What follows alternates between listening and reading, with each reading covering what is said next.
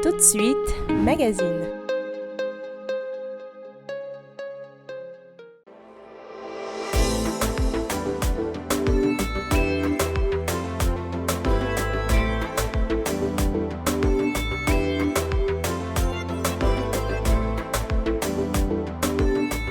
Bonsoir à tous et à toutes et bienvenue dans ce magazine d'information hebdomadaire de UAD-TV Congo. Voici les titres. La 11e édition du Festival panafricain de musique FESPAM se déroule ici à Brazzaville. Après, nous parlerons de la délibération du baccalauréat général session de juin 2023.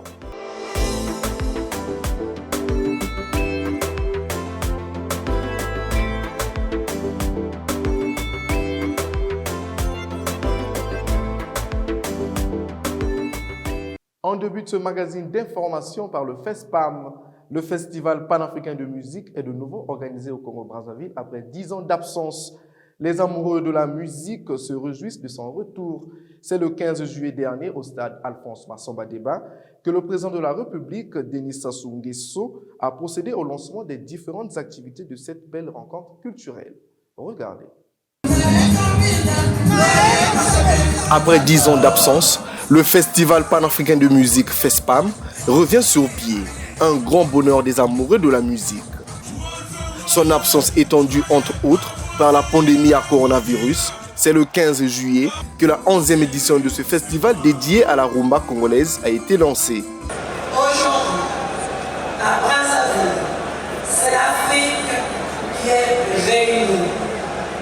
Au rendez-vous de la musique, cette Afrique est présente pour affirmer sa diversité culturelle, mais aussi et surtout son unité, sa capacité à faire bloc.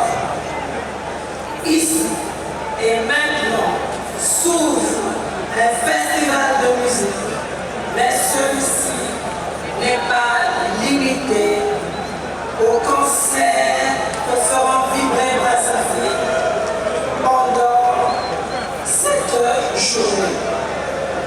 Ce festival est aussi l'occasion, ensemble, de repenser la conservation de notre patrimoine musical, d'encourager la recherche scientifique.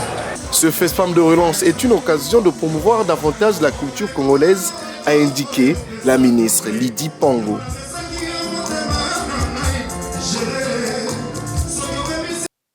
Élaborer les méthodes susceptibles de donner l'accès à l'eau potable aux élèves de tous les établissements scolaires d'enseignement général, c'est ce à quoi s'attelle le ministère de l'enseignement préscolaire, primaire, secondaire et de l'alphabétisation et l'UNICEF qui ont lancé à cet effet dans la capitale l'atelier de développement de la stratégie nationale en eau, assainissement et hygiène en milieu scolaire. Regardez plutôt.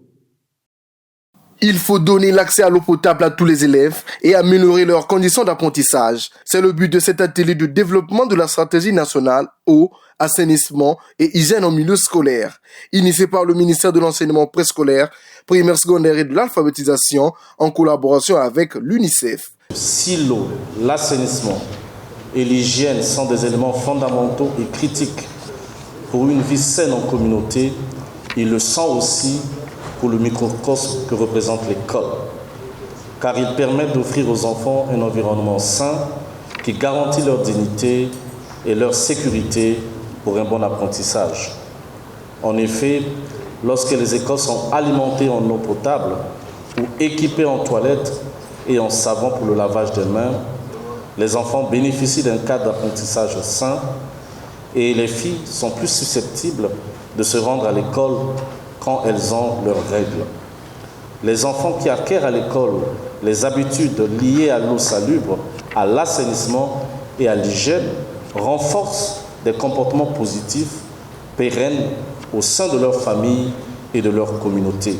L'ambition fixée par le ministère en charge de l'enseignement général est d'améliorer la qualité des conditions d'apprentissage en milieu scolaire. Cet atelier qui se tient vient à point nommé. Le ministère de l'enseignement préscolaire, primaire, secondaire et de l'alphabétisation s'est lancé dans la construction, réhabilitation des infrastructures d'eau et d'hygiène dans les écoles et dans la formation des enseignants et des COGES dans le but de propulser un changement de comportement. Seulement, toutes ces constructions sont faites sans normes ni standards officiels, provoquant une disparité dans la réalisation des différentes infrastructures. Au nom de Monsieur le ministre de l'Enseignement préscolaire, primaire, secondaire et de l'alphabétisation, je déclare ouverts les travaux de l'atelier de lancement de la stratégie nationale de l'eau, l'assainissement et l'hygiène en milieu scolaire. Ouvert ce 18 juillet 2023, l'atelier de développement de la stratégie nationale eau, assainissement et hygiène en milieu scolaire fera tomber ses rideaux ce 19 de ce même mois. Je l'ai annoncé en titre, les résultats du baccalauréat général session de juin 2023 sont connus. Comparé à l'année dernière, ces résultats ont progressé de 5%. Bellarmin Iloki, président des membres du jury, l'a annoncé au cours de la délibération de cette évaluation sommative le 19 juillet dans l'amphithéâtre du lycée de la Révolution. L'OFPANA pour le décryptage. Du baccalauréat session de juin. Sur 90 973 candidats présentés, 40 479 ont décroché le baccalauréat, soit en pourcentage de 44,50% le taux d'admission au baccalauréat général 2023. Des résultats en augmentation comparativement à l'année dernière, comme l'explique le président général du jury. Le taux d'augmentation est de 5,09%. Candidats officiels inscrits 75 840, se sont présentés 75 557, 14 ont obtenu la mention très bien,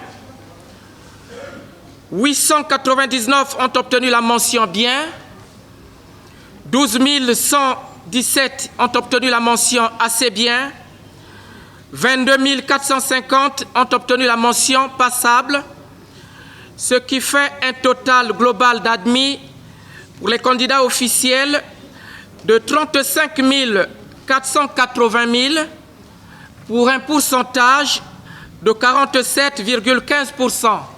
Le département de la cuvette Ouest occupe la première place avec 90,2%, alors que les départements de Brazzaville avec 43,81% et Pointe-Noire avec 34,32% occupent respectivement les places de 10e et dernier de ce baccalauréat 2023. Pour les candidats officiels, la société Perenco et le ministère de l'Enseignement préscolaire, primaire, secondaire et de l'alphabétisation ont signé le 21 juillet 2023 un protocole d'accord.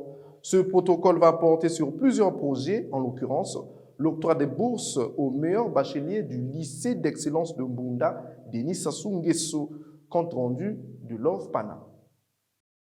Cet accord vise à soutenir et encourager les meilleurs bacheliers du lycée d'excellence Denis Sassou Nguesso de Mbunda par l'octroi des bourses d'études. D'une durée de 3 ans, l'accord va faciliter l'inscription des bacheliers sélectionnés dans les universités étrangères, comme l'explique le directeur de la société Perenco. Nous nous engageons à accorder au minimum 2 bourses d'excellence vers les études supérieures par an aux élèves les plus brillants.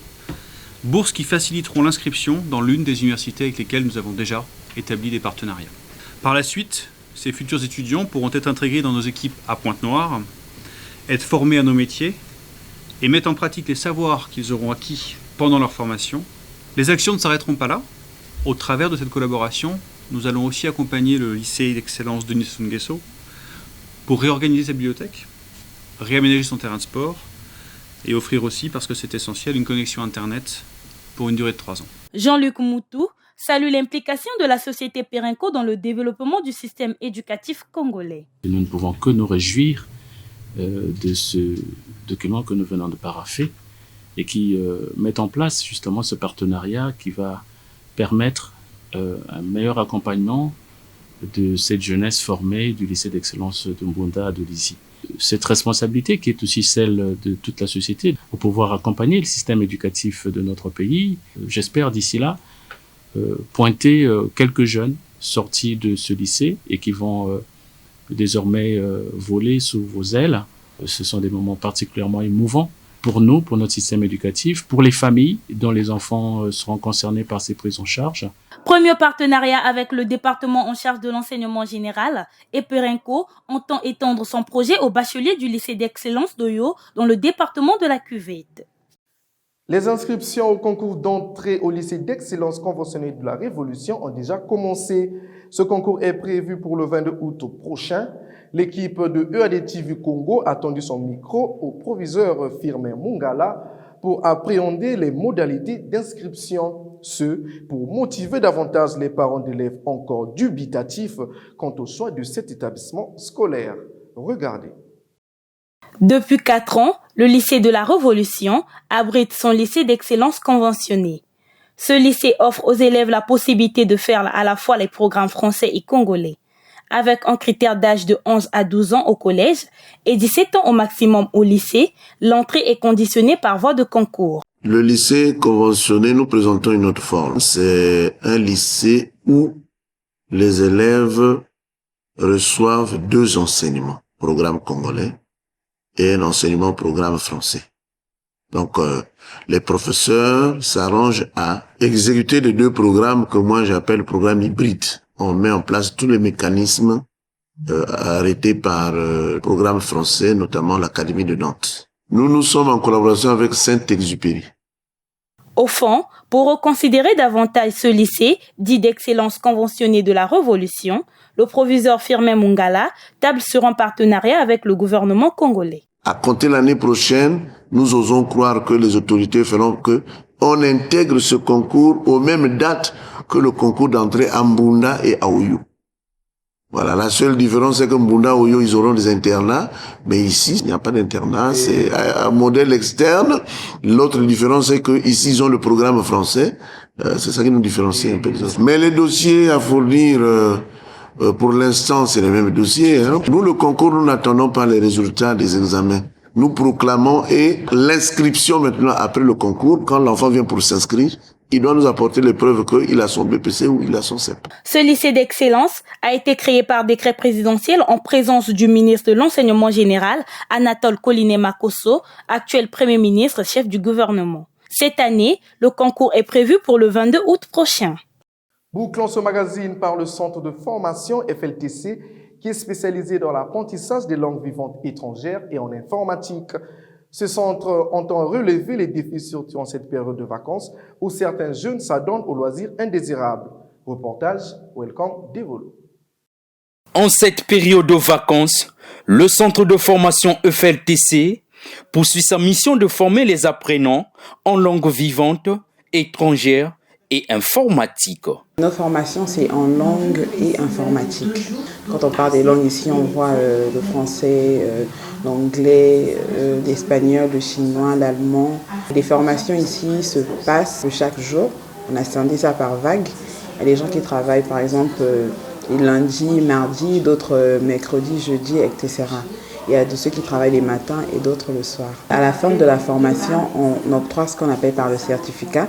Et il y a aussi de ceux qui font des stages sur place, qui commencent à enseigner ici après leur formation. Et après, nous avions différentes opportunités que nous recevions ici. Nous mettons ça à la disposition aussi de nos apprenants. Pour les apprenants, il n'y a pas que des enfants ici, on a des personnes âgées aussi. L'apprentissage des langues est devenu indispensable et salué par les enseignants. Actuellement, dans le monde, la langue anglaise est l'une des langues les plus parlées. J'ai eu tellement d'opportunités grâce à l'anglais. Aujourd'hui, j'enseigne, aujourd'hui, je vis ma vie grâce à l'anglais. J'interprète, je traduis des documents, j'enseigne. À travers cela, je ne voudrais pas que les élèves ou bien les jeunes puissent rater ces opportunités qui se présentent surtout grâce à l'anglais.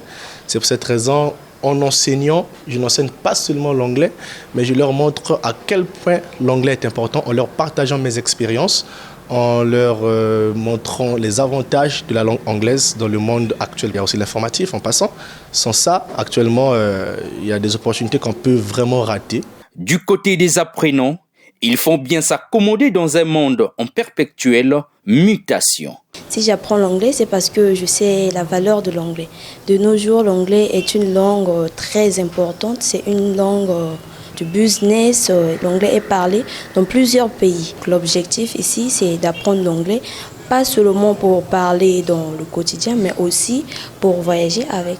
Le message que je peux passer aux jeunes, c'est de prendre conscience dès maintenant et d'apprendre les langues. C'est très important. N'attendez pas d'avoir l'opportunité pour venir apprendre. Le centre FLTC a 22 ans d'expérience et connaît plusieurs avancées significatives. C'est la fin de ce magazine d'information hebdomadaire de UAD-TV Congo. À la coordination, Célia Mboukou, derrière les caméras, Kesne Ngimbi, le tout sous la supervision de Fred Bokoko. Merci à vous de nous avoir suivis et bonne suite au programme sur la première chaîne éducative du Congo. Au revoir.